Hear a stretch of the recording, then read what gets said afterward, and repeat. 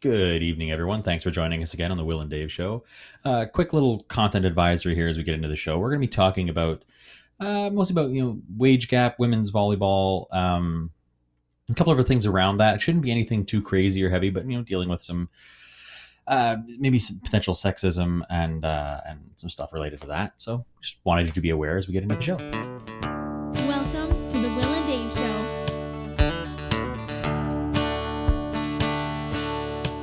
Hello, William. Hello, Dave. You gotta wait for the song to end. I gotta fade the song out. There you go, Mr. Producer Man. I can multitask. Ooh. That means Wow. I can do two things at once. Ooh. But the third thing is look at the camera, and I can't do that at the same time. I can talk and change the volume of the music, but cannot. I keep wanting to look at my monitor and how am I doing? Camera. How am I doing? Yeah. So, how was your week? Really good, actually. I finally got a new place. You were on the road today? I was on the road today, but I got a new place this week. So new studio incoming. So where is it? We put it's in town here. Yeah. It's a duplex. We're getting the top level. And so, 2-bedroom, but it's 2.5 bed because there's a separate section that is literally an office. So it's a windowless room that's 8 foot by 10 foot that is perfect For an office studio. So I can decorate it and light it and give an acoustic treatment in the whole 9 yards. I will sound and look better than ever, baby. We're gonna be professionals. Or something. Or something. There you go. We're going to act like professionals. We're gonna act like them. There we go. That's so true. Well, that's awesome. I am headed to Canada next week to see you and to see my little granddaughter. We are sort of excited about that. I can imagine. So we went for Jacob and got his last shot for COVID. Nice. Well, I wouldn't say I'm a happy camper about it, but we walk in the booth. So it's a factory for COVID shots. It's the silliest thing. Mm-hmm. So we go into Walgreens and you wait and they do the whole thing and he calls us in and I'm in there. I'm already good vaccinated. I've been vaccinated for 3 weeks or whatever. And so we go in and he looks at us. We sit in the seat and he says, "You're forgetting something." And Jacob and I look at each other like, "No, don't think so." And he said, "Aren't you forgetting something?" I'm like, "No, I don't think so. Were we supposed to pay something?" He said, "No, where's your mask?" And I'm like, "Oh, for crying out loud." I said, "Do you want me to go out to the car and get a mask?" Or something to that effect. And he said, "No, I don't care." Then if you don't care, why would you say, he's just, it makes you, so your punchability meter? Jump to the top of the punchability meter right there. Oh my gosh, I was so choked. It's so funny. I was talking with a friend today actually, and about vaccines and everything. And so she works as a pharmacist, so she's actually helped with vaccine clinics and everything. And I was telling her how you guys were getting it, even though you really didn't want it. And she's like, "Oh," and I was like, "Yeah." It's like, I'm happy. Malicious compliance is still compliance. I don't care. I know you're not jazzed about it, but you're a bastard too. Whoops. Speaking of you being a bastard, that is all my fault. There's one person who has no responsibility for you being a bastard. No, she just loved and raised me as her child. So, if you are in need of a warm, comforting embrace on a cold winter's night, I can't really help you. But if you'd like a quilt, whoa, and a soundtrack out of nowhere. I just added music behind you. It's very loud. Where was I? Oh, yes. But if you would like a quilt, I happen to know somebody. Stitch by Susan not only sells fantastic handcrafted quilts, she also teaches you how to make them yourself. Or, even better, if you have a quilt, maybe in disrepair, or maybe it's an heirloom, she also does repairs. Simply send your quilt off to her, and she can fix it, tweak it, or teach you how to do it yourself. She also has online classes and live streams regularly. So if you're interested in acquiring, buying, repairing, or just watching her quilt and having a really chill time, check out www.stitchbysusan.com. Hey, what's that? You took me off guard with the music there. I had a whole plan for that, but it worked. It's okay. Live and unscripted, baby. That's right. So your mom is awesome with her live and unscripted. They're going she's really killing well. it. Yeah. I'm mildly jealous. She is killing it. So without further ado, we don't have a whole lot on the docket this week except for women's soccer and lawsuits. Yes. So we reached out and we got a friend of the show on who actually knows something about soccer. I just realized I absolutely titled the video wrong. Well, it sucks to be you. Our description says volleyball, baby. Steve, I think the thumbnail's right, though. Hi, Steve.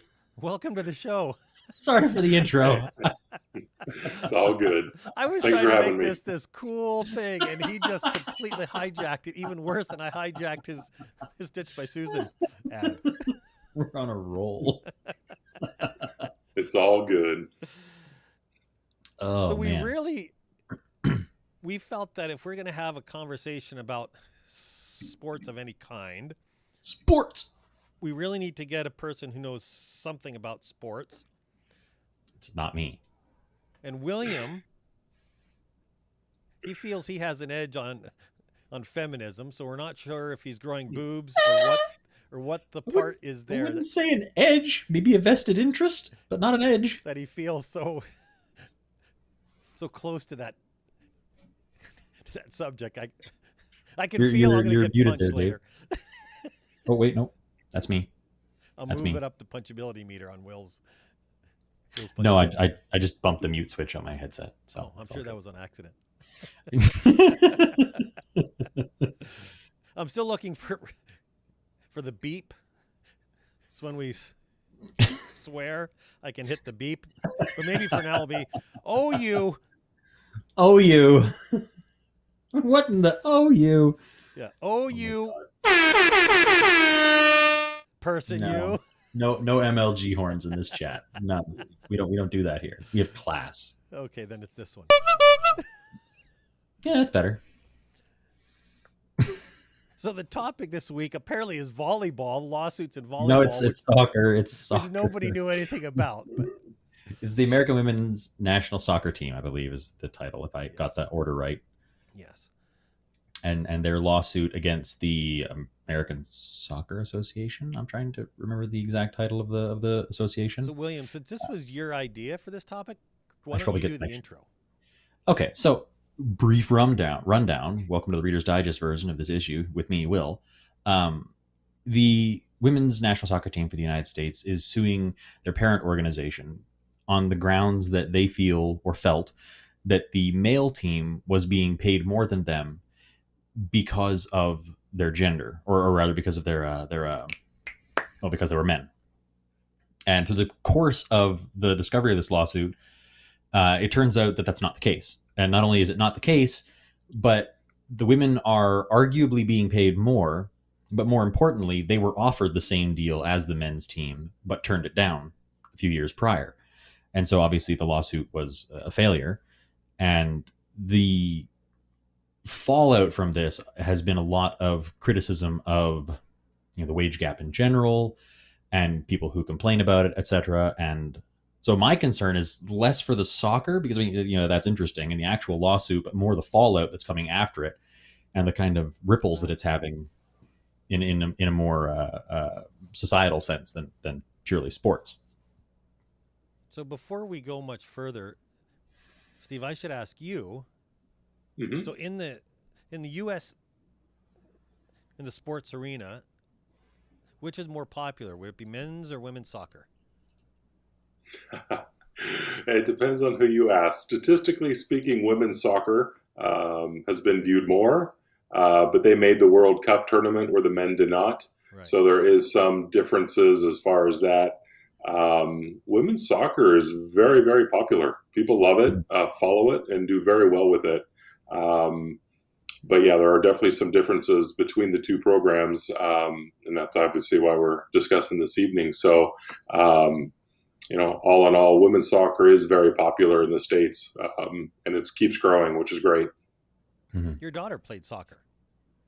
She did, yeah. Okay, She yeah. played college soccer. So both of my daughters played competitive soccer, select premier, they called it. And then, yes, and then they went on, and my oldest went to college for soccer as well. Yeah. So, And then, like every other, or 90% of the other sports athletes in the world who go into college on a sports on a scholarship, they end up in another career. She became a nurse.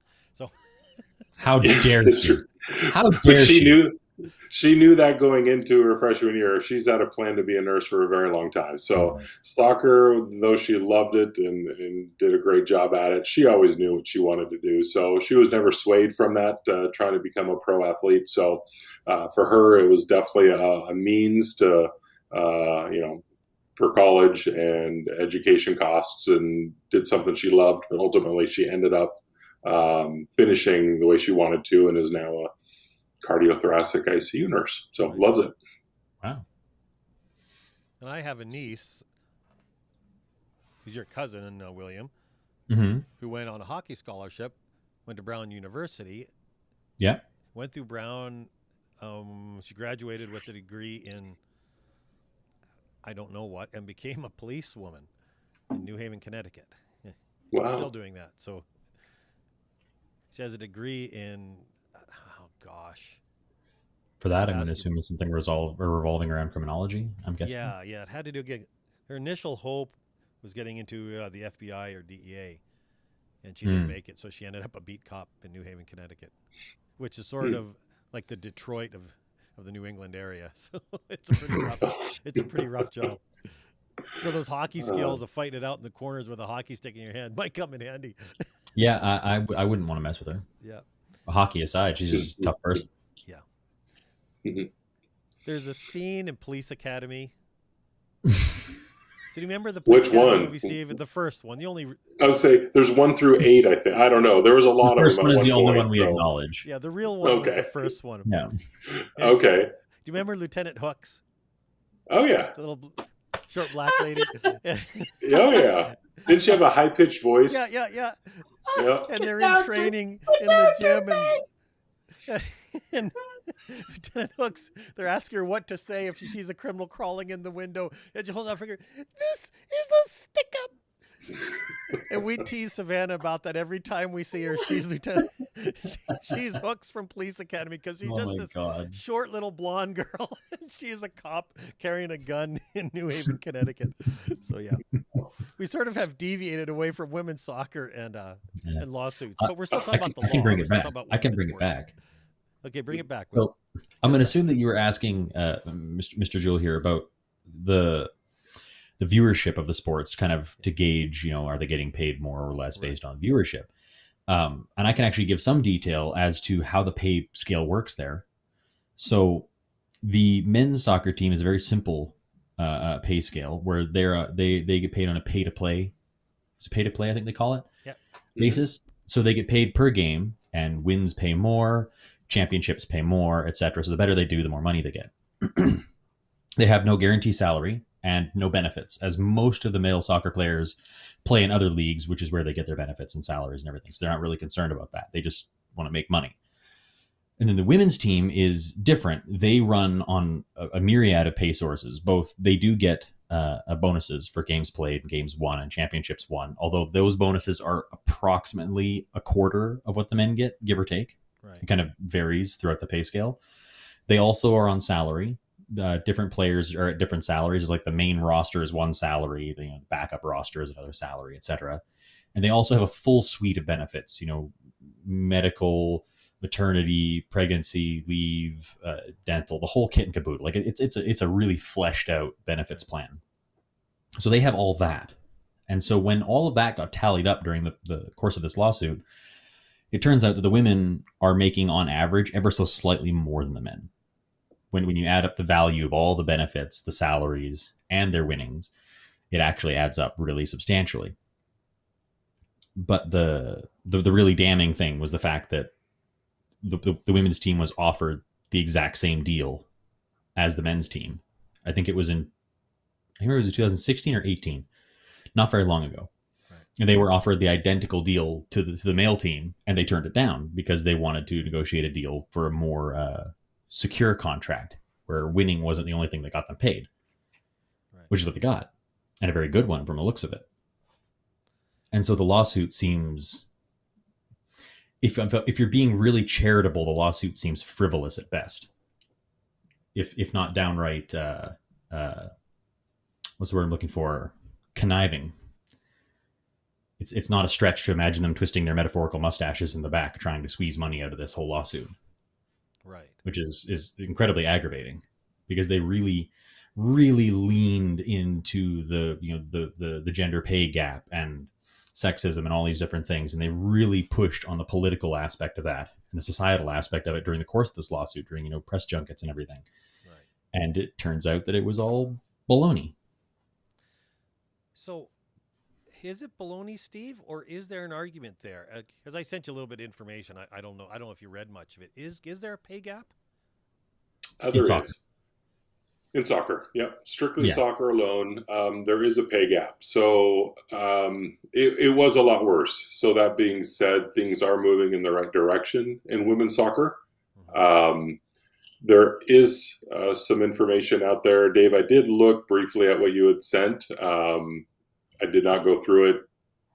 By all means, kind of take notes or anything like that. I felt very comfortable with what I was going to discuss anyway. So you're letting our one viewer down, Steve.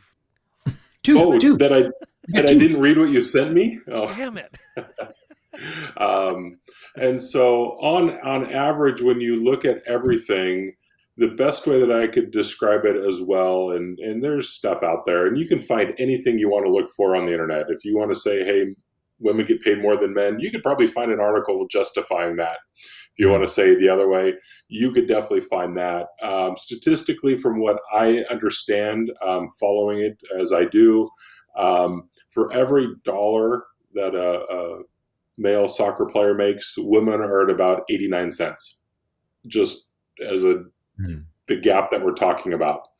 Yeah. It was a lot worse. The big thing to really understand for me is there is a collective bargaining agreement. I mean, so when you have a CBA, are you mad at the union that signed it? The women feel that they got the best deal that they could, but ultimately they still signed it and agreed to it. Mm-hmm. So 2017 was their last CBA. They had one in 2013. It's about every 4 years. So December of 2021, there'll be another CBA. So we'll see what strides they make on that. But yeah, the collective bargaining agreement that they have was signed off on and accepted. So they're going by those rules. So to say that there's a pay gap due to the fact that they're women, well, hold off. I would say just due to the fact that their collective bargaining agreement dictates how they get paid. Mm-hmm. So when you're in a union, my understanding is that you follow the union rules, you've signed off on it, you've agreed to it, and that's how they get paid.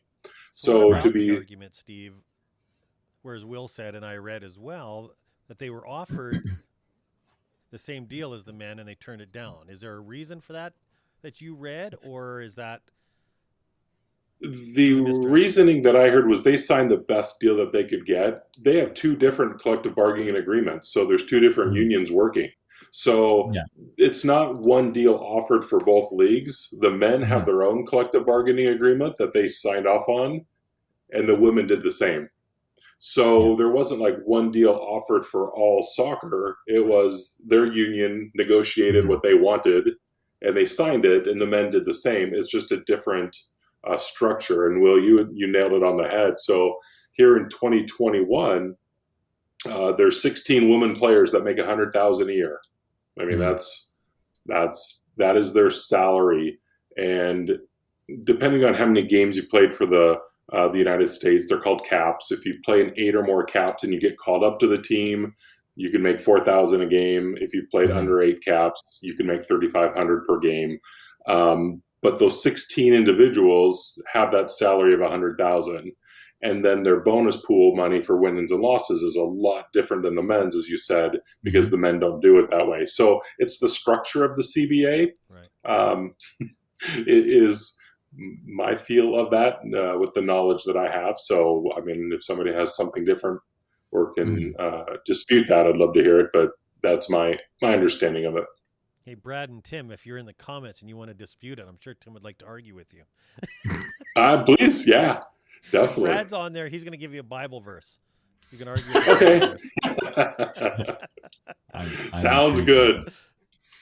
And But so, so the aggravating fallout for me watching this whole situation now is that when you pointed out the wage disparity between men or male and female players being about 89 cents to the dollar for female players, that's relatively consistent with what most progressive estimates are of the wage gap kind of across the board in North America is around that 85 to 89 cents on the dollar range. It's pretty consistent with that. But I've been seeing now with the fallout of this lawsuit falling through and everything, you have your kind of go-to right-wing political think tanks, your Shapiro's, Matt Walsh's, etc., all saying, "See, wage gap is non-existent.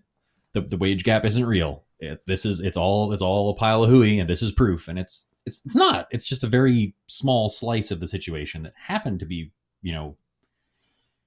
they happen to not be suffering the way that other women are suffering through this wage gap.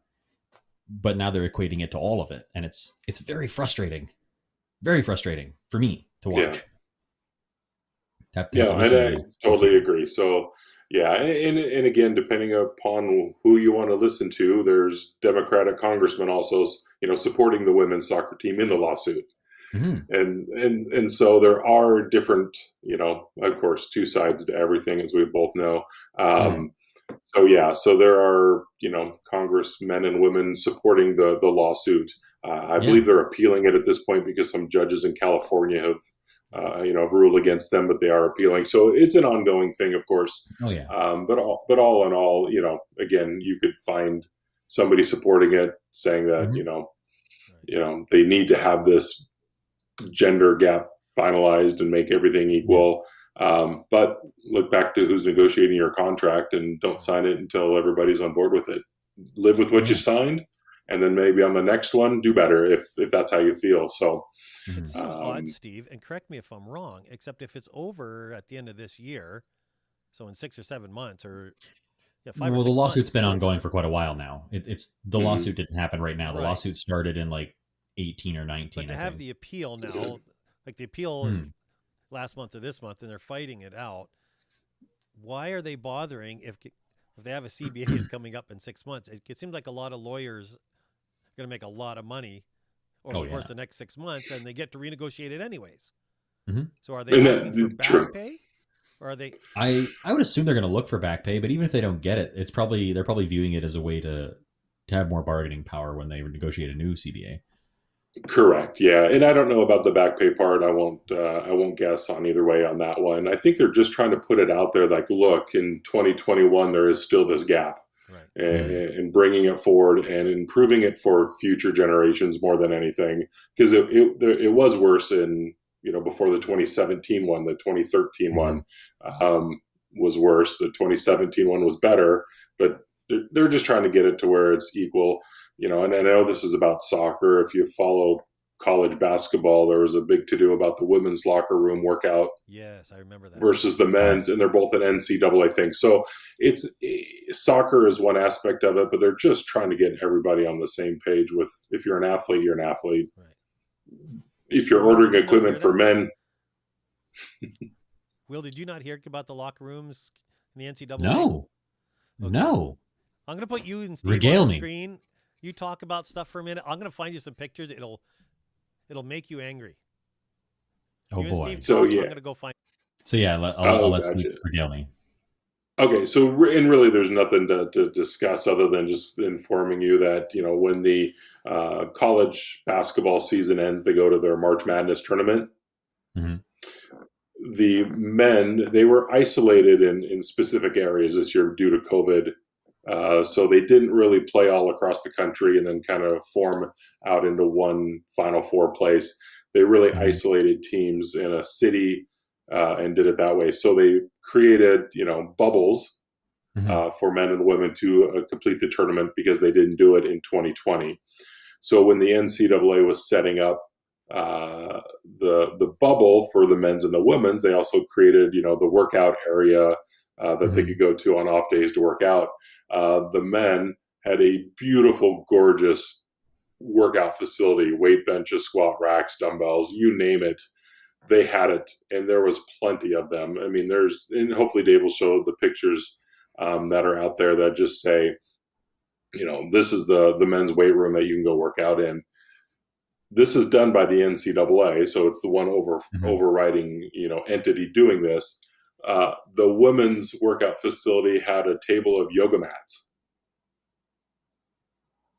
And I think they might have had some dumbbells, but maybe not very many. It was, and when I first saw it, I thought it was a joke. Like, there's no way that's I think a you're thing. reading The Onion or something. Yeah. Oh, There it hey! Oh my God. So that's what I was just trying to describe to you. I literally thought that was a joke when I saw that, and I did not believe it. I was like, somebody's just trying to make something out of nothing. When I looked into it, it was a real thing. Same thing, Steve. I said, I Wow. call BS. It's something that the media is hyping up, and I went and I looked for it. There are more images than that out there that show a little bit more of the extent. It was absolutely horrific. Is it a slightly longer table than it looks in that picture? Not much. No. A yoga mat's only 6 feet long. Now the women did have an empty room in the above picture, so the women had that. So they had space to put those yoga mats in, and you have to share the dumbbell. Perfect. And so you guys, and we beat sexism. Yay! Yeah. And so how does that happen in 2021 that if you're ordering the equipment for the men, wouldn't you just double that and have it for the women as the same opportunity? But they make enough money off of college basketball. You think they could afford it? Mm-hmm. You would sure think so. I have though, Steve, and you would know this as well. So in soccer, as obviously in the NCAA, the revenue from the men's half is probably higher than that of the women's half. Is that a fair assessment? From my understanding, yes. Without having the statistics in front of me to confirm, I'd sure hate to say, but my understanding is the same. Yes, Dave. So I think in the NCAA, it was respective of not the athletes, except of the income of their half of the sport. It's still pretty disrespectful. But I look at the soccer side, and that was why I led out with which one is more popular, which one is more viewership.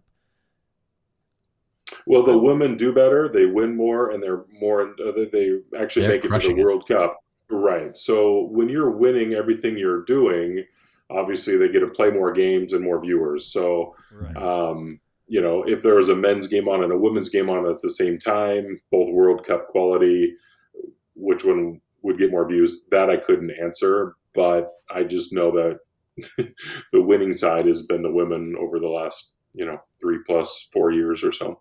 Well, last couple Olympics even. I was reading an article about this, and it was a lady they were interviewing who she used to be a member of the soccer organization. I don't remember what her role was, and she just said the problem is the women are good and the men just suck. And she said exactly like that. And the men just suck. And it really is, it's damning when you have to argue for equal pay if you win more, you go further in the World Cup, etc. It is damning as a sport. And I think that maybe there should be a little bit of examination on the part of the organization to say, hey, it should be representative of the income and the winning percentage. Yeah. Yeah. And even in the World Cup, I know we've talked about that a couple of times. Now, the World Cup, there's a pretty significant discrepancy. So that's run by FIFA, for those that follow that. The pool for the men's FIFA World Cup tournament, again, don't have stats in front of me, so somebody could call me out on it.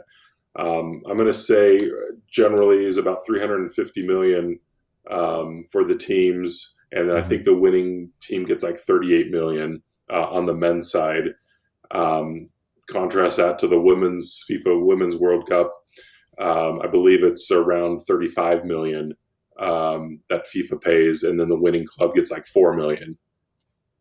So again, discrepancies, and that's through FIFA. FIFA then pays the USSF, which is United States Soccer Federation, and then the Soccer Federation pays out based on their collective bargaining agreement.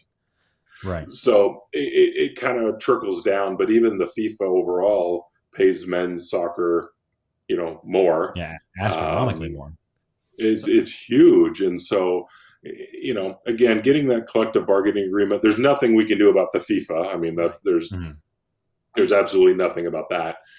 But as far as the payout, they just need to update that collective bargaining agreement and do better with that is one of the areas. But getting them equal pay if it's a national team, man, pay them the same. It's exciting.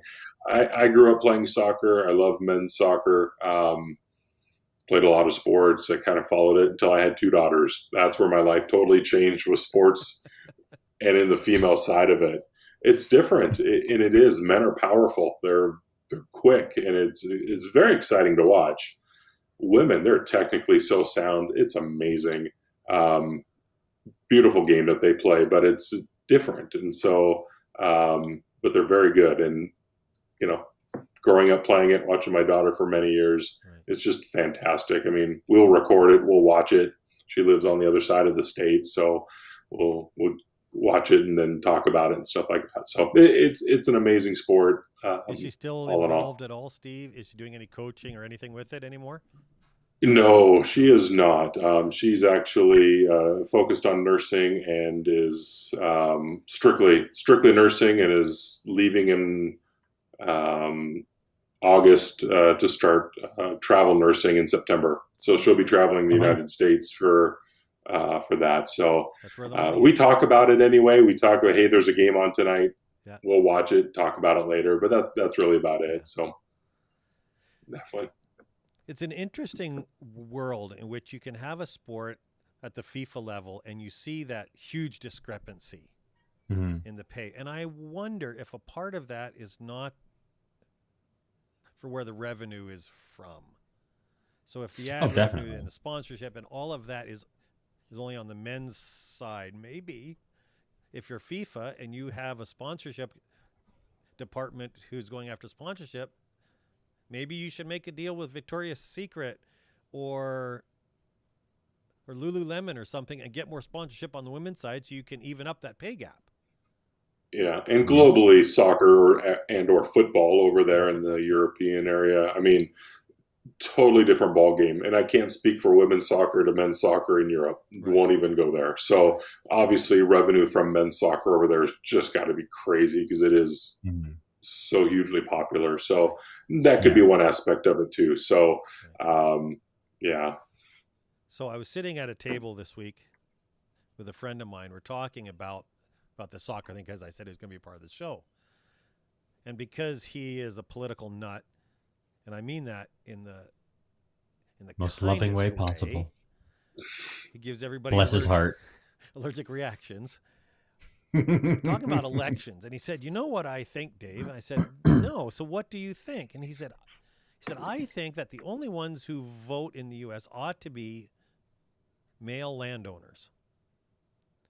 And I looked at him. I said, "Are you serious?" And he said, "Well, yes." And I said, "But why?" I said, "I'm right of center." And I call horse shit on that one. Well, there went my beat for the day. And he said, "No, seriously." He said women are more emotional, blah, blah. And he listed off all these things. My God. And so I said, I almost can see the landowner part. I can understand if you're a landowner, you should have a vote. And the reason I see that is, and I said almost, so give me a little bit of credit here. Yeah, that's why I'm. I said, as a lot of our elections have to do with taxation, with property taxes, with school taxes, all these things are based on households. So I I said, I can sort of see that argument where you want the landowner to vote. But I said, in what world is a His woman's world. idea, because she's more emotionally or more technically creative as opposed to brute force, why should a man have anything more for a voting right over anybody else? And conversation went downhill from there, because I'm right Didn't know where that was center, going. but I'm sure as hell not that far right. I'm very proud of you, Dad. I'm very proud of you. I saw your eyes on both of you are going up, and I said, I sort of understand the property ownership part. And you both are looking at me like, what the hell? Yeah. Okay, buddy. Well, I did say Ding. kind of. I said, Yeah. No, there you can be an insulated yourself. argument You're for fine. that one. You can make an argument for that, but I don't think it's a good hard to argument, but you can make it. it's hard to make an argument for a woman over a man, or a man over a woman for voting rights. I just That's a hard no from me there, Chief. he was watching Hard the pass. Highlander. There can be only one. Oh my God. So, is there a hope for equality in sports? I mean, eventually, Hope? I think. Yeah, I think hope. As far as obviously we're still trying to get there, so there'll always be hopeful. That's what the lawsuit's about, as well as look, let's bring it out there. Let's get it out in the open. Talk about it. Put it on shows like this, and get it out there and get the facts. That's probably the biggest thing, of course, is what are the facts? Because again, you could find both sides to the argument. That they make a little bit more based off of maternity leave, stuff like that. They get a salary versus the men that get bigger bonuses. So, Well, I think a big part of it is, like you say, with the visibility of it, because the more visible something like this gets, the more publicity it gets, the more it makes it onto the news and into post game analysis or whatever else. The more visual, like the more we see it, the more you're going to see things like advertisers being like, "Hey, women's soccer generates lots of clicks and lots of views, so we're going to start advertising, and so women's soccer is going to make more money, and then they're probably going to get paid more money." And the whole balance is going to shift the more visibility we can bring to it, like not only from a like a progressive and like a social perspective, but the economic perspective is going to shift with it over time as they get more publicity and can generate more income for the sport and for the business model around that. They're probably going to get paid more. Yeah, as long as it's in the collective bargaining agreement, definitely. And so that'll be one of the areas to really focus on. Obviously the Olympics are coming up. It's going to be exciting to watch. I'm looking forward to women's soccer. Number one jersey seller for that is the women's soccer jersey. They love it. It's great. So, they can bring in the revenue, get the fan base behind them. They've got a big one. And I think, as we keep talking about it and making them more aware, other than taking away from the landowner discussion earlier, we focus on the soccer. We'll be able to move in the right direction, Dave. Well, I just think we need to get the people who think that kind of nonsense and change their minds, because I don't agree, and I count myself as right of center, and I hear things like that, and if I had any hair on the back of my head instead of on my back, it'd be standing up, because it's going in the complete wrong direction. And what it does, that's like right of gives right. people who are right of center a bad name. It does. It does. You're absolutely right. It gives the normal people who do believe in right of center values, but for God's sake, no. like we're not crazy, honest, even though there are crazy people out there. Florida. So are there Florida. Is there anybody except for lawyers who are going to win in this before the CBA expires in December? Before it expires? Yeah. And then I would ask myself, if I'm a lady soccer player, who's not on the roster yet, and looking up and saying, man, they're burning up a lot of money for something that in 6 months is going to be a moot point because we're going to negotiate. And we know these lawyers are going to be making a killing on this and have been for 3 years.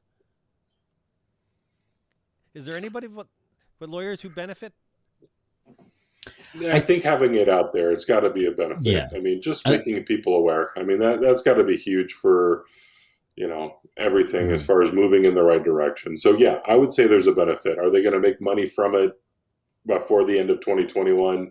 No, because it's pretty much already done. Yeah. But, bringing it to light, talking about it, getting it out there, having these discussions, can only help. I don't think it could get any worse. So, I mean, it could, but you would hope not. So societally speaking, I think, people are going to benefit. I think monetarily speaking, I think you're right, Dave, that lawyers are going to clean house and everyone else is kind of going to be left, There's in the a dust. piece of me, and you said this early, Steve. There's a CBA, and you agreed to the CBA. Mm-hmm. So there's a piece of me that says, have the conversation. Head to Twitter, head to Instagram, head to Facebook, head to YouTube. Mm-hmm. Lay the grievance out there. Except I don't see the point of the lawsuit if you agreed with the CBA. And if that's the only way you can make a point in this world of ours, we really need to fix something. Yeah. If you have a CBA, Right. you agreed to it, and then a year later you say, "Oh shoot, I'm going to sue because I want to make a point for the next CBA." Mm-hmm. There has to be a better way, I would think. Yeah. You agreed to the CBA, and I don't know. I Right. don't know the intricacies either. Yeah. And so I think all in all, obviously they're trying to make people aware of it. People will have their opinions one way or the other. That's fine. It's America. Let's do it. But I think you're right, Dave. I think on the next CBA, make sure that these points are addressed. Yeah. If you didn't like what you had before, that's true with any sport that's out there that we're talking about, whether it's, NFL, MLB, whatever it is. Right. You're getting your collective bargaining agreement from your union and you sign off on it. The majority of people have agreed to it. Yeah. That's what you're going to get paid. So, I think you're right, Dave. We got to start with that. But, maybe there's pro bono work for lawyers in here. Who knows? I mean, again, I don't know that side of things. Couldn't tell you. But I think all in all, they'll have the bargaining power now between the publicity of the lawsuit and with them still winning games. I think that the women's soccer team is going to be really poised to set up a good CBA, like something to work in their favor. Yeah, exactly. I don't think they're going to be lacking with any bargaining power for sure. Right. Yeah. And so hopefully the next one is great and they're happy and it's moving that in that direction. So, that's my hope anyway. Yeah. Well, this has been awesome. Perfect. We don't have multiple topics this week, so I think we're going to get It's out of pretty here easy early, today. William. I mean, how early is early? A whole Going like on for 3 45 minutes. 3 minutes early. No, we're normally on What am for I an going to do hour. with myself? We're normally on for Oh, I thought we were like shooting for like 45 minutes to an hour. So Well, I'm shooting for 15 minutes because that's about the only smart things I have to say, but we keep on going on. For an hour. everyone wants to look at my beautiful face. Well, thank you, Steve, for coming on the show, for gracing us Yes. with your presence and giving us Oh, some thanks for actual having me. knowledge I about stuff. appreciate it. Yeah. Yeah. It's nice having Yeah. someone knowledgeable on these topics because I don't know diddly squat about Ooh, sports. So. that's a little pressure. Oh, it's it's all good. So if those two people have an issue with what I said, just let me know later, Dave. Well, I think one of them is Susan, so she might beat you at cards. Ooh, sounds good. I'll take up on that. Perfect. Okay, well, Awesome. thanks, I appreciate it. Thanks, guys. Steve. You betcha. We'll talk to you Have a later. good one. You got it. Thanks. See you, Steve. Bye. Hey, Will. Hey, Dave. That was fun. That was. I always enjoy the opinion of somebody who actually knows something about what the topic of the show is about. It's refreshing. If only we could do that. If only someday we could have a topic that we're actually knowledgeable about. I'm looking at Steve at my monitor. He's watching TV because I know his office. He has a TV above his computer. And he's sitting there watching, and I can guarantee you that sports is on his screen above his computer. Sports. Yeah. Am I right, Hey, wait. Steve? Am I right? The Mariners had the bases loaded with 2 out, and I couldn't turn it off. There's no way. And Did so they strike out or did they get anything? He grounded out. So we're still losing 5-1. So I was pretty excited to see. So I don't know what I missed the last 45 minutes, but Yeah, there's always sports on, Dave. You know my house. Come on. Okay, well now I'll really let you go, and we'll finish up the show. Thanks, Steve. Okay. So wait, what's a topic that we could be knowledgeable on? What's something that you feel like you're I am a really bona good fide at expert? arguing. I mean, but we do that every time. Maybe we just can't talk about arguing, can Food. we? I know how to eat. I know how to cook a little bit, not a lot. Hey, you know what I've been doing recently, Will? What have you been doing recently, Dave? Yeah, I have to tell you what I'm doing, and then I'll tell you what somebody told me the other day. Okay. So I'm watching a Joe Rogan podcast. Mhm. This is a week. No, it's actually over a month ago now. Oh my gosh, it's over a month ago. And he's interviewing this guy, and he's talking about food and diet and eating and how to do this and everything. And I've been getting really mad at myself as I eat. Every time I go through the kitchen, I work at home. Mm-hmm. Every time I go through the kitchen, I grab an apple, I grab an orange, I grab some almonds. It's all really good food, but I eat all day long. Mm-hmm. And then it's meal times, and you have to eat at meal times, right? Because it's meal time, so you have to eat. Meal times, gotta have some food And then with in the the fam. evening, I make some popcorn, or Mm-hmm. I was always eating. And Always he was nibbling, saying yeah. that our body needs to be hungry at times. Mm-hmm. Like it needs to feel hunger. Yep. So I started this intermittent fasting thing where I only eat for 4 hours a day. So all I eat is dinner time. And I've really enjoyed it. It's been hard, of course, but I enjoy it. Mm-hmm. So I'm talking to a guy the other day. He said, "Oh, that's not good for your body." I'm like, "Oh." I said, "Why isn't it?" He said, "You really need to eat all day long." He said, "Little amounts of food all day long, you'll be way better off." And I said no. It's so from my limited understanding, because I am not an expert, it works both ways. It does. Because both, if you can manage a small amount of intake consistently, your body can like maintain a level of fat burn and calorie intake for losing or maintaining weight. But it's hard to do that. Like that takes a lot of willpower to maintain eating a small, consistent amount continually, as opposed to limiting yourself to a short time frame where you can eat and you can feel full and you can feel good. You can, like, for me, I love feeling full. So I'm kind of the same way. I eat a breakfast in the morning, not a big one. And then I eat dinner. I don't generally make a lunch because I don't need it. And I like being able to eat a nice big dinner. Like I'm hungry after work and I want to go and I eat a meal and it feels good and I can eat until I feel not like full, but content. Right. I don't like the idea of eating like small meals spaced out consistently. Well, I tell you what, I love my suppers because I am so freakishly hungry. By the time 4 o'clock rolls around, I eat from 4 to 8 is my window, which means if I hurry up and get the hell off, I can go have a handful of nuts. But it is hard as hell, especially 1 to 4. I'm starting to feel hunger pangs. Yep. Same. But I drink a lot more water. Yep. Which they say is good for you. I chew a lot of gum. That's been my go-to. It's just giving me something to gnaw on. So the reason I did this, it was not for weight loss, although obviously it is a benefit because you're not getting as much food in your body. For me, it was discipline. I was so mad at myself that every time I'd walk through the kitchen, which is about 100 times a day, and not exaggerating, I would grab food every time I went. And it was good food. It was a bowl of yogurt. Yeah. It was always food, though. I mean, always eating. So so that's what I've been doing, and it's been a thing. It's been a thing in this house. I survive off of like gum throughout the day, and occasionally I have like those like Slim Fast protein shakes. Yeah. Just to like take the edge off the hunger pain, I might down one of those. They're also just delicious. It's like chocolate milk.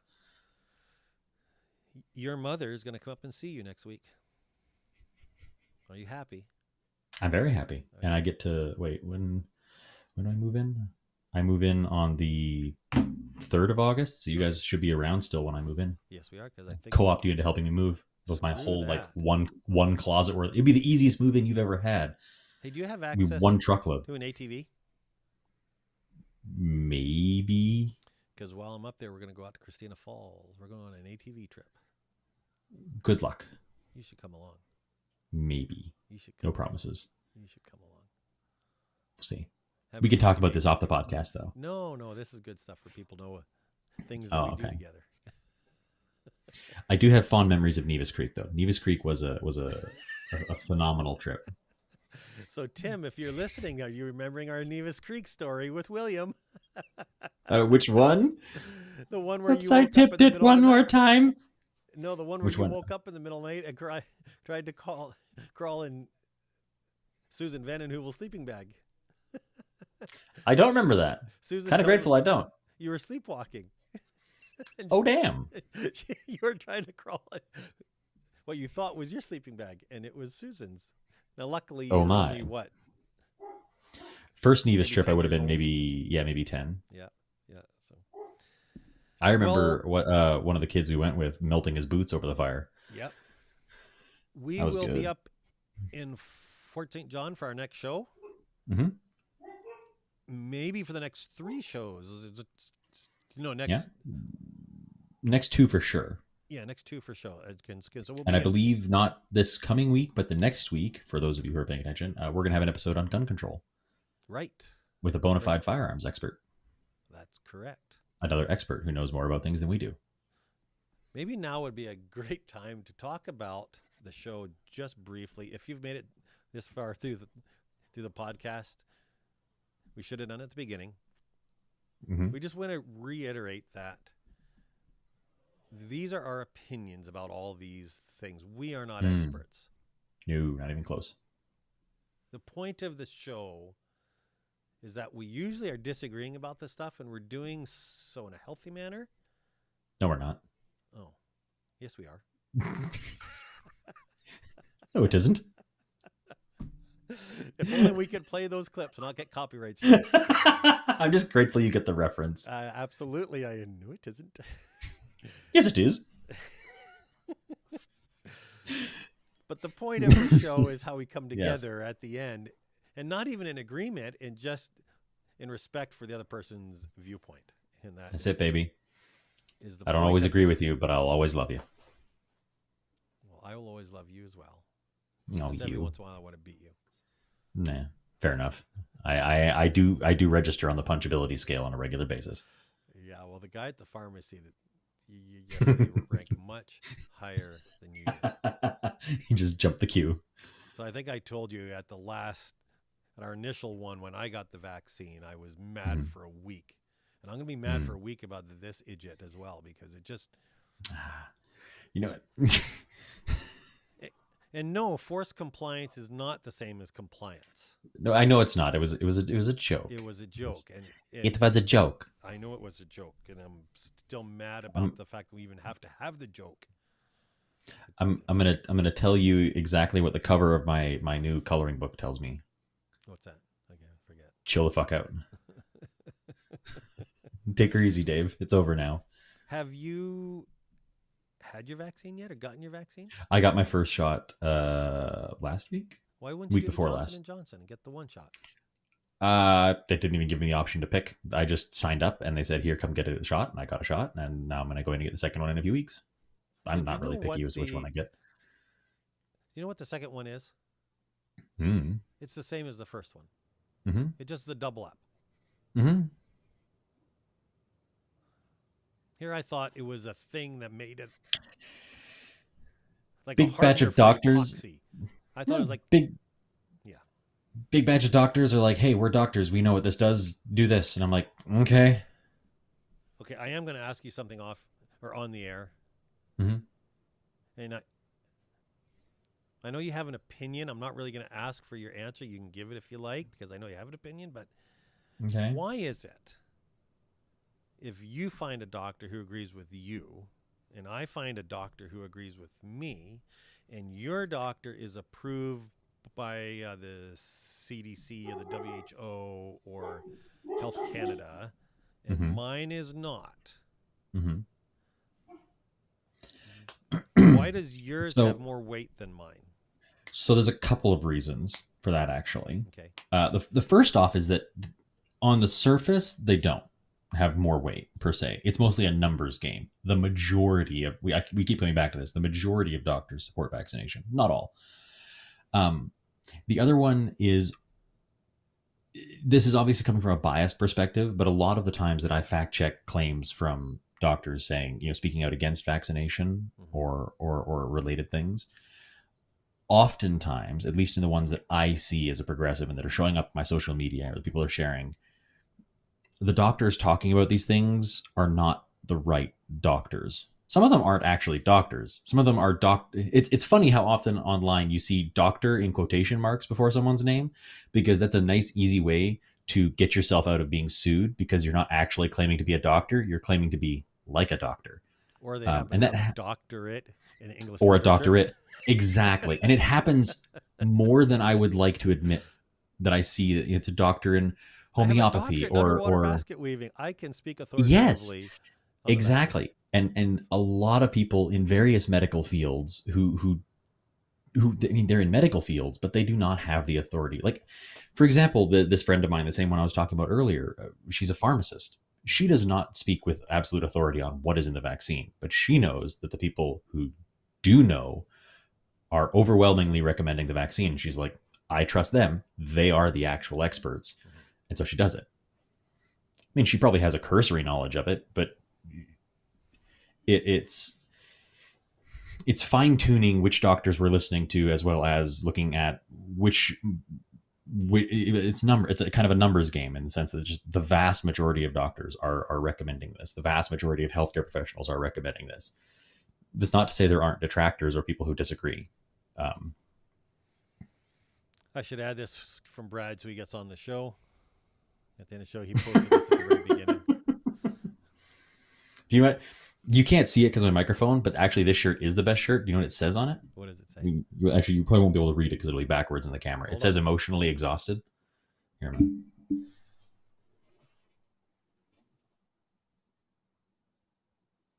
So yeah, now you're puffing your chest up like a puffing my chest up. But yeah, my hoodie says emotionally exhausted, and it speaks to me on a spiritual level.